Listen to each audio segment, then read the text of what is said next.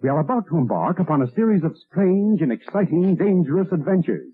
Adventures that will lead us to all parts of the world. Hello and welcome to another Bad Comic Review. This time we are looking at Maniac of New York, Volume 2, Issue 4. This is the final installment of the second volume, better known as The Bronx is Burning, written by Elliott, Kalan, art and colors by Andrea Mutti, letters by Taylor Esposito, main cover by Andrea Mutti, edited by Mike Martz. So the Maniac is on the loose in Yankee Stadium, and he is just cutting a bloody swath through everybody. Thankfully, Greene and her partner Zelda are there to throw Molotov cocktails at the Maniac. Now, Greene is having some flashbacks of this thing killing her boyfriend, but it is a pretty brutal sequence that transpires with lots of big panels, and we get to see the follow-up, and unfortunately, a lot does change for our two main characters. Now, we get some resolution, but, the story's not over because there's a third miniseries, apparently. What bothered me about this is not the finale and the way it was wrapped up, but the Lena storyline was completely thrown out. So we follow this kid through her trials and tribulations getting to New York to talk to Gina to tell her about the Maniac's weakness, but not only is she too late, but they just straight up killed the Maniac in a totally different, unrelated way. So unless the Maniac's gonna rise from the dead, it's pretty insulting to the characters and the readers to just kind of throw that part of the storyline away, when that actually seemed like it might be the more interesting part. That was the part of the story that made it different than Friday the 13th Part 8 Jason Takes Manhattan, was what this kid knows and how it relates to supposedly the Maniac's origins. And I think that's the part of the story I was most interested in, is exploring that element of it, of the Maniac's origins and what the mask means, because it does have a specific meaning, but you have to have read Volume 1 for that information, what little of it you got. They sort of teased it, and then they just sort of slap you in the face with ignoring that, and the kid just ends up crying, which I don't blame her. I felt like crying too, because they threw out the most interesting side tangent here of what's going on. So I don't know if they're going to do anything with this kid later on, but it really felt like a cheap cop-out to just have that be completely thrown away with a couple of panels referencing the kid and what happened with her. So aside from the feeling a bit cheated on that front, it wasn't a bad story. I thought it was pretty good. I would have liked to have seen Lena play a bigger part in this, with her information getting to Greene and Zelda, and maybe having it go another issue or two to thoroughly explore that element of the storyline, but I get why they wrapped it up when they did. Unfortunately, it just felt a bit cheap. Otherwise, I thought it was a pretty good story. But I will recommend this miniseries. Definitely worth a read. Very underrated series. I think the art turns a lot of people off, but the style does work for this kind of slasher book. It's not my favorite style, but I think it does work for horror pretty well, because you get good colorization of the backgrounds, which adds some mood to it. And I did like the cover picture, so overall a pretty decent product with a storyline plot thread that was a bit of a slap in the face. Aside from that though, it was a pretty fun read. That's gonna do it for this one. Thank you so much for listening and supporting the channel. If you enjoyed the video, please hit the like button, and don't forget to subscribe so you don't miss future reviews. If you'd like to help the channel out in other ways, links are in the description to various support methods, and as always, we hope to see you on the next one.